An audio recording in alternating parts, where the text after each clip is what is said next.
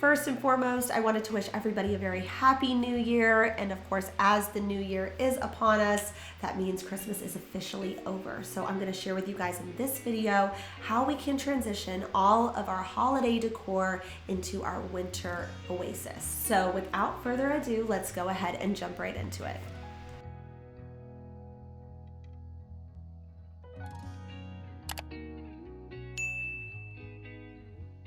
Of course, one of the most obvious things that we need to kind of put away for the rest of the year now is our Christmas tree. So of course, removing all the ornaments, removing all the lights, and then disassembling the tree, putting it in a box, kind of the boring stuff, but you gotta do it so then that way you can start incorporating all of those winter elements. With the tree removed, I never realized how much space that tree actually takes up. My living room felt like it doubled in size, which is actually a kind of nice thing when you have small kids. So I just then brought back in the green chair that's usually always here, as well as the light that we thrifted for $7 and a little side table.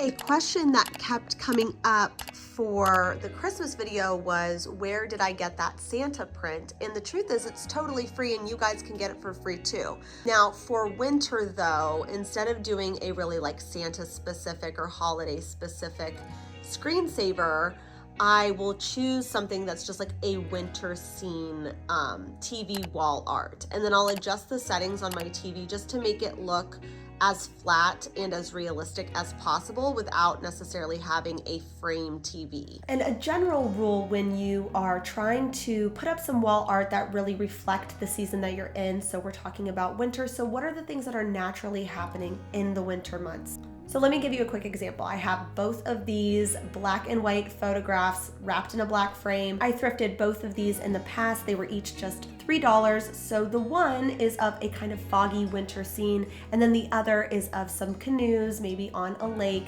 which just reads a little bit more summer than it does winter for me. You can also just make or source your own kind of winter inspired artwork. So I know a lot of us have these kind of one-off random frames, and these are the perfect thing to kind of make your own artwork, or you could just print something out on your computer, or try checking out the books at your thrift store. Sometimes you can find like figure skating or ski books, and you can just steal a picture, a photograph from one of those books and just add it to your frame, and it's like instant, inexpensive winter artwork. When it comes to different kind of decor items to style shelves or any surface really, I found this kind of ceramic lidded pot here. I also found this greenery at the bins. So for a few dollars, things like this at Pottery Barn are so expensive. So if you can just try to get the look for less, shopping secondhand, combining a couple different things together. Now, once summer rolls around, I might put some succulents in here based on the inspiration from Pottery Barn. But I think for right now, these are just nice. They're not super season specific, which is really what you want to go for during the winter months. Of course, another great thing to style with, just make sure that the books that you're choosing are A, things that you're interested in, and B, fit in with your color palette for the winter months. So of course, black is a non-negotiable for me. These Great Escape books from McGee & Co. are quite expensive. This book, according to the cover, retails for $50 and I just paid $3.99 for it at Savers. So definitely a significant savings. And then most recently when I was at the Hartville thrift shop, I don't know how many times I'm gonna find this homebody book at the thrift store. I think this is the third time I found this book, and it's such a good book, so I don't know why people keep donating it. Along with books, another thing that I like to kind of switch up with the seasons is my bookends, just making them feel again more kind of seasonally appropriate. So I like to stick with things that are metal or marble or a more rustic feel, like when I made those wheel cog bookends.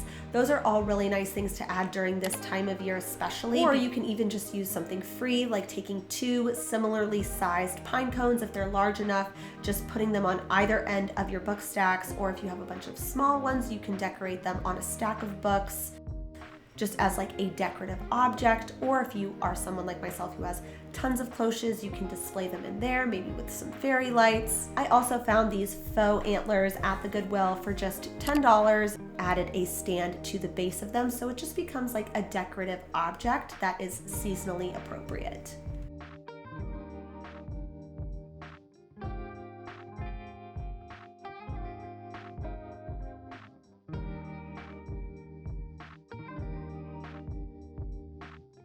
Moving along now to textiles, which if any season, now is the season to really embrace tons and tons of warm, cozy textiles. So you want to stick with things like suede, faux fur, velvet, leather, and also just removing anything that feels really holiday specific. So I had found this scarf that I placed on the back end of my love seat, just decided to replace it with a more neutral one that I previously thrifted. This houndstooth one just gives it a little bit of pattern, but gives a more neutral look overall. And you really don't necessarily have to go out to Pottery Barn or even Home Goods to buy really great pillows. You can find them at your thrift stores. So for example, I found these 4 pillows. One of the pillows was 50 cents and the other were $3 a piece. So under $10 for 4 decorative pillows that all fall in line with that kind of winter aesthetic that I'm trying to achieve. Now I know there's a fine line with textiles and kind of comfortability, bringing those kind of secondhand textiles home.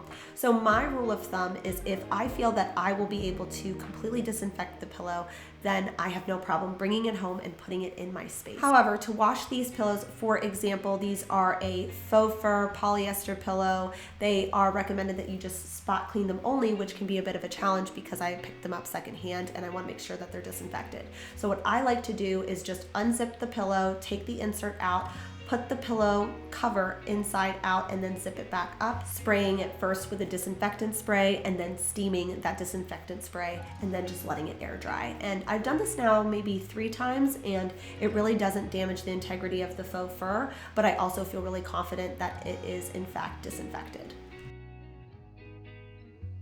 And I know even though this pillow did come brand new with tags from the thrift store, I'm still going to apply that same kind of concept, going in first with that disinfectant spray and then just steaming it.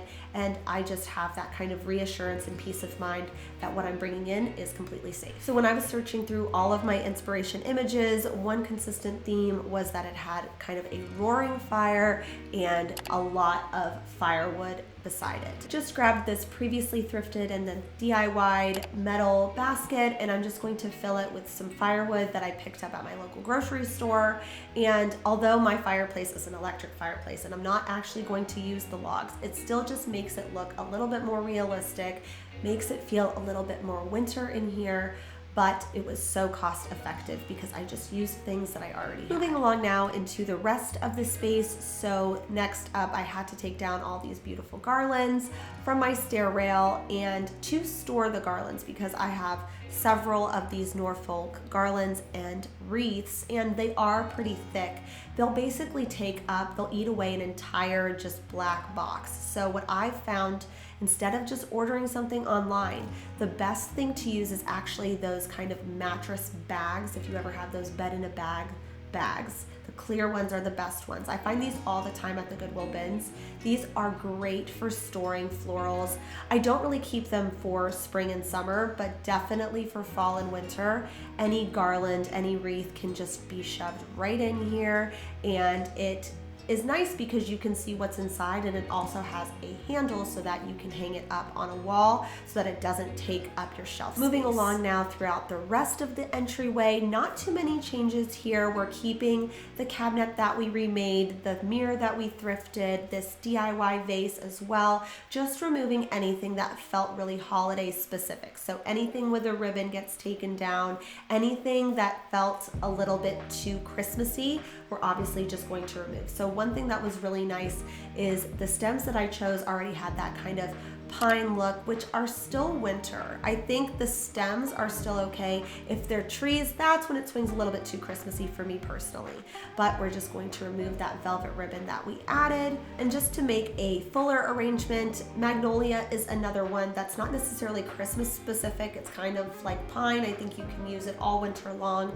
So I'm just going to place these magnolia stems inside of here just to give it a more full look. Also just swapping the tray for something a little bit more neutral. Again, another example of that, I found this really beautiful blue kind of glazed bowl that had these ever so small little feet at the bottom, but just the wrong color. So I went in with some spray paint that I already had, cost $1, and I had all the other supplies already.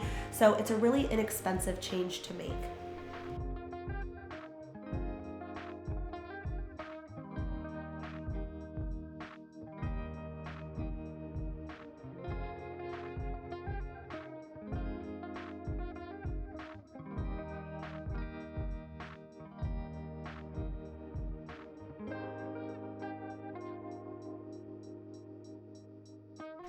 If you happen to watch my Christmas Decorate with me, you'll know that I swapped all of these really giant pictures for these black and white pictures that I just printed on my computer. I made mats using just Dollar Tree poster board, and this was really the most time-consuming part of that whole project, was making the mats. And now that Christmas is over, I can easily just put those pictures that were originally there back in their place. But I really like just having the larger mat with the smaller picture, and then just the black and white just makes it feel really like high-end and sophisticated. So now I'm just going to swap out all of those really Christmas-specific pictures with Santa, for just some winter pictures that we've taken throughout the years with my family. Just placed these Christmas ones in a folder for next year if I want to use the majority of them, which I'm sure that I will, but now for the winter months I have this instead. Another change I wanted to make was, if you watched that video, you'll remember when I found this kind of display shelf. I'm not sure what is actually supposed to be in this shelf, but for the holidays, I had done that kind of taupe and wax technique, like I mentioned, and then I put a bunch of ornaments inside based on something that I had seen on Anthropologie's website. And now with Christmas being over, I wanted to just use it to display some really beautiful glassware. And I don't really have a set of martini glasses or whiskey glasses or anything like that. So I just went to my thrift store. I actually had to go to 2 of them to find exactly what I was looking for. And then I just filled in some of these openings with this specialty barware.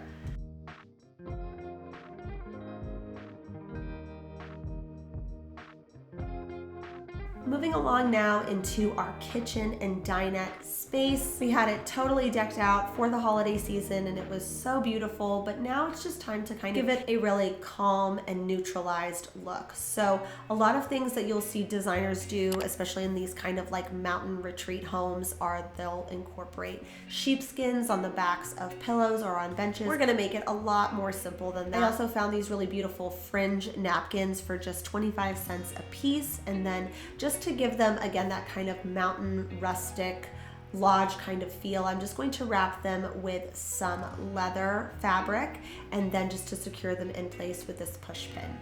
Taking these little pine cones, we can turn these now into some little pine cone name card holders if you are hosting, but for the most part, it's just me and my family, and we're just gonna keep it really casual. But this is just a really simple way, a neutral kind of tablescape that you can create for just a few dollars in a very short amount of time.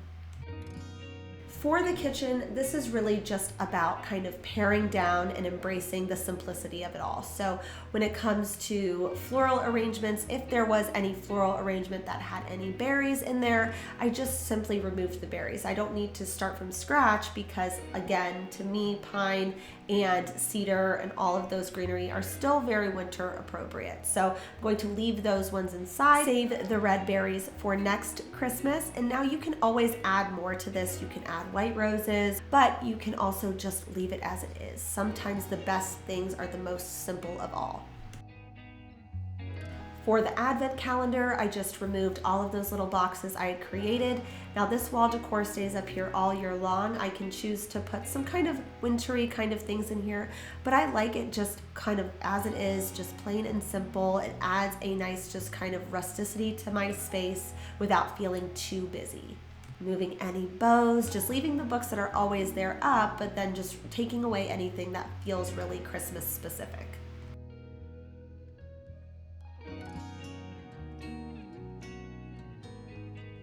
With all that being said, that really wraps it up for today's video. Thank you guys so much for watching. Let me know down in the comments which hack or find or project was your favorite, and I will see you guys next Sunday. Bye for now.